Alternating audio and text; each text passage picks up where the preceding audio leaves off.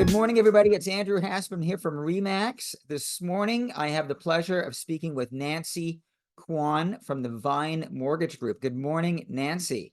Good morning, Andrew. Hey, what a pleasure having you on this morning. You know, everyone's topic of conversation, of course, is real estate, but it's also been what's going on in the mortgage market because of the, drastic rate increases we saw in 2022, 2023. Everyone panicking about what's going to happen when their mortgage rates reset. So there's been a lot of discussion about the mortgage industry and mortgage rates and how that's going to affect the economy, real estate market. So I thought it'd be a great idea to sort of have you on this morning and get your perspective, because just like I'm on the front line for real estate, you're on the front line for what's going on in the world of mortgages. Yeah, for sure. We've actually kind of headed into some exciting times because what is it? We've been used to seeing high rates, no ceiling. We didn't know how high rates were going to go, and I think this past summer, we finally started a change in that and a change in mindset and the confidence coming back into the consumer about affordability might start coming back into the picture. So it's great.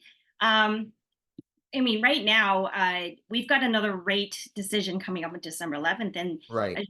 everyone can see. On the news, the sentiment it's coming down, and with that big jumbo rate cut that we had in October, and seeing inflation under 2%, all we can definitely say is rates are going to continue to go down. Now, the question, of course, is how much and how fast, right? Right. Right. So, and this is something Bank of Canada is going to be monitoring very closely because they've got to keep everything still in check. Can't drop the rates too fast and have inflation get out of control. There has been talks about December 11th having a potential jumbo cut, another 0.5%, which could still be on the table, but about a week and a half ago, the new inflation reports just came up, and inflation's kind of creeped up a little bit, Right. right? So That's what I heard. Yes. yeah, Yes. so what will happen? We don't know. The sentiment is rates. It's going to come down. Conservatively, probably closer to a quarter point versus a half. But we'll wait and see. We've got another report coming up on an unemployment rate coming out this Friday, and that's another key factor that the Bank of Canada is going to look at to kind of decide what will they do on December 11th. Right. So basically, we started off the cycle of rate declines started off back in June. First rate reduction, a quarter point. Bank of Canada benchmark rate was at 5%, so it's come down. There have been 4 rate reductions totaling 125 basis points, so we're down at 3.25% right now. And I think what we need to sort of explain to the listeners and the viewers is that the Bank of Canada rate really affects the short term and variable rate mortgages, correct? That's absolutely right. So Bank of Canada can only control what we call, or what everyone's familiar with the term of what we call prime rates. Okay. Prime rate is set by Bank of Canada, and how it fluctuates is going to determine every month of where they kind of cut or increase. So this will then impact what we hear about called variable rates at the banks. So variable rates and and fixed rates are completely different in terms of how and what influences it from going up and down. Variable rates is always what Bank of Canada has decided, whereas fixed rates is based on bond yields.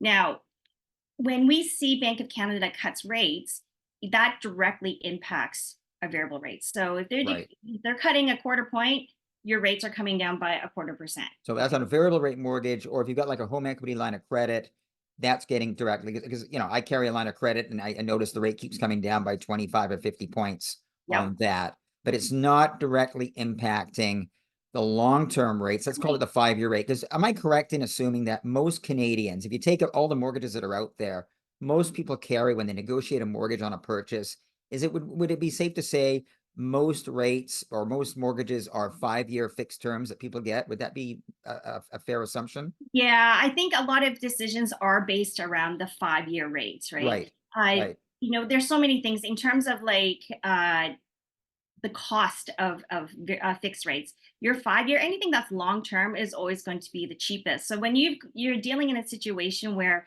interest rates are high, Vancouver market prices wasn't really terribly impacted compared to the rest of the country. Right. So you got higher price points. So, most consumers will start defaulting down to the 5 year because it's usually the cheapest Right.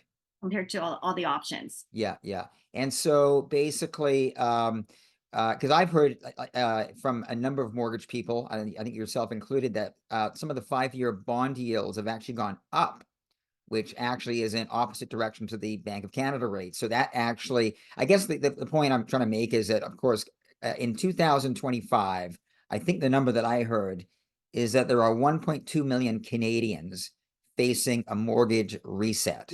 So these are Canadians that took out mortgages during the pandemic, somewhere in the high ones to low 2% range, 5-year Mhm. fixed mortgage at 1.78 or whatever. I know that because I got one.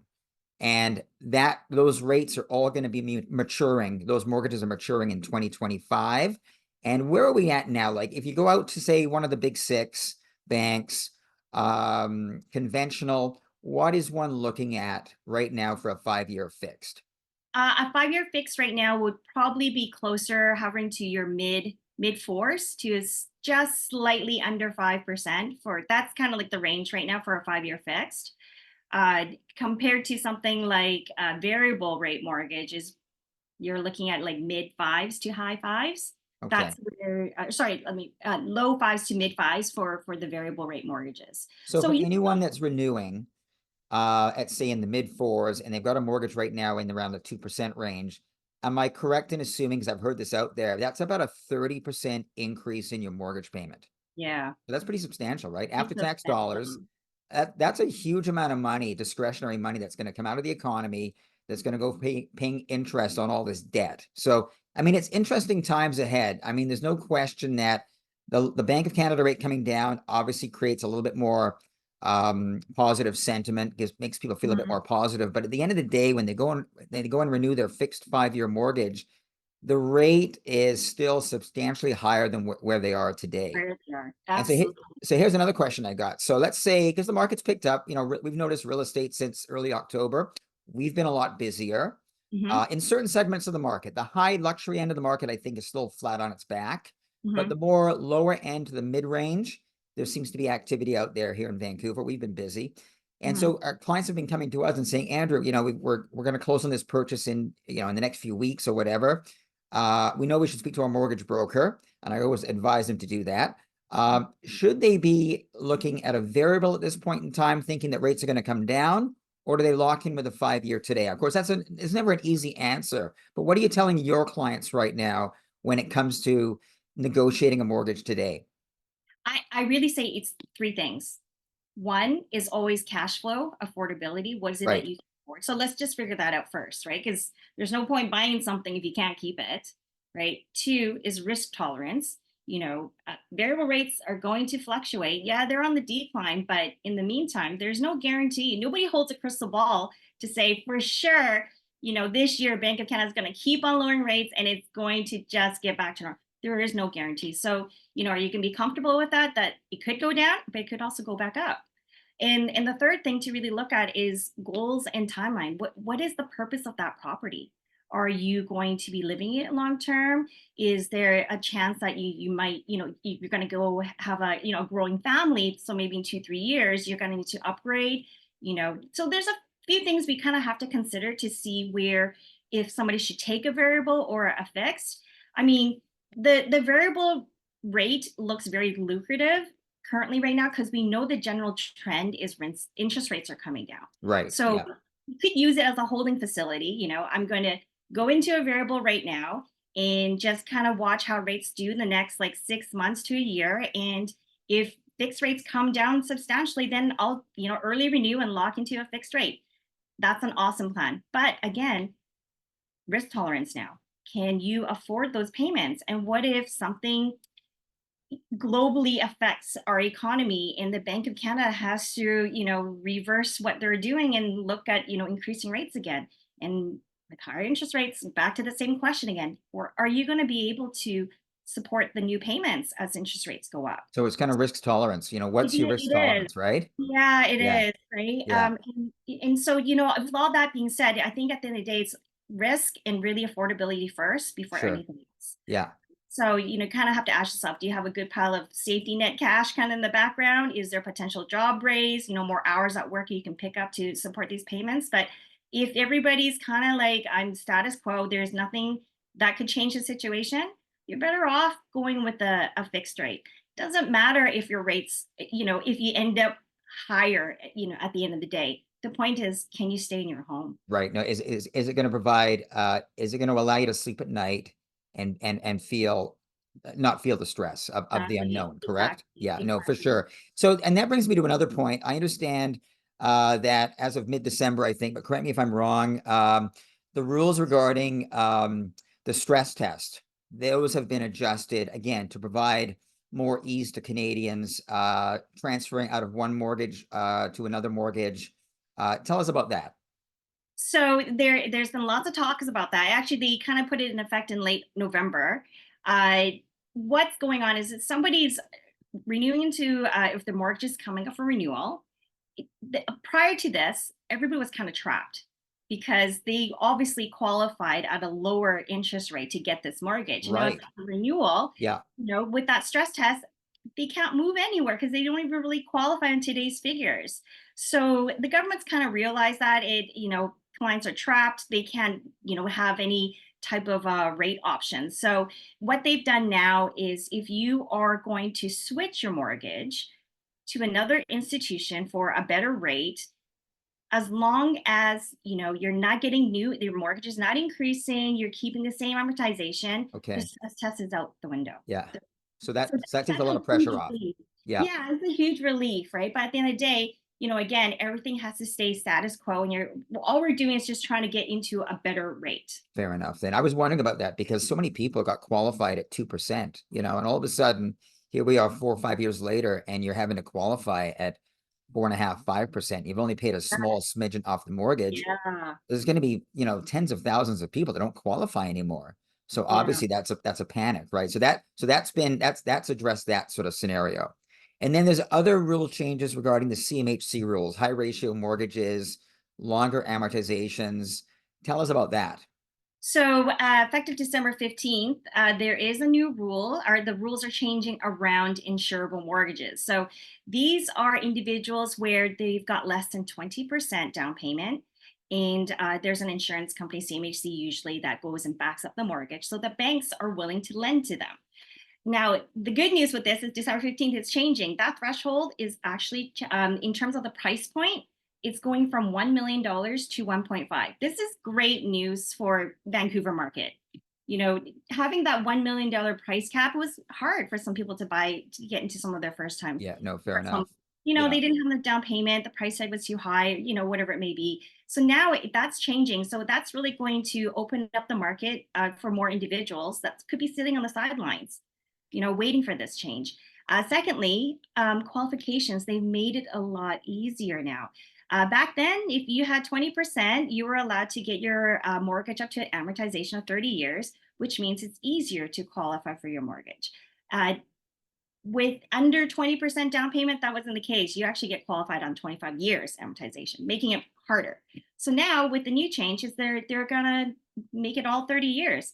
So that's really good news for like these first time home buyers that's been sitting on the sideline, just having problems like coming up with enough down payment right. to get to a certain price point. This is going to open up the doors for them. Yeah, yeah. I guess anything to help with affordability and help people get into the market. Mhm. Do people still buy a home with 5% down though? I mean, I remember, back in the day you could buy a condo with 5% down. Do people still actually do that?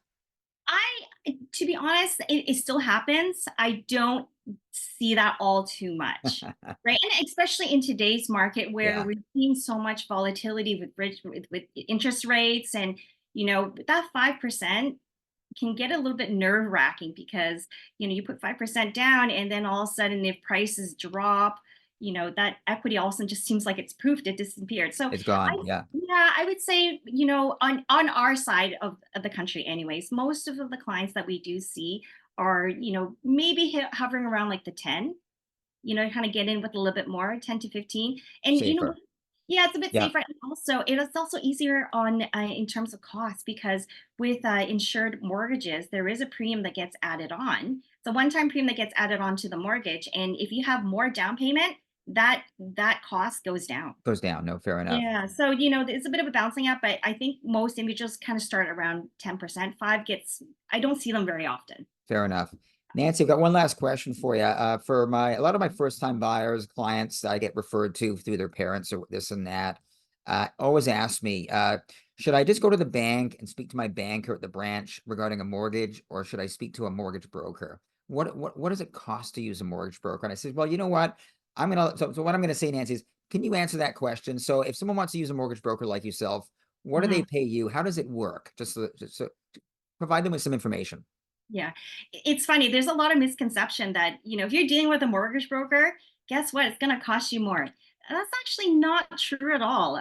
Dealing with a mortgage broker, it means you're dealing with somebody that has more options than just one bank.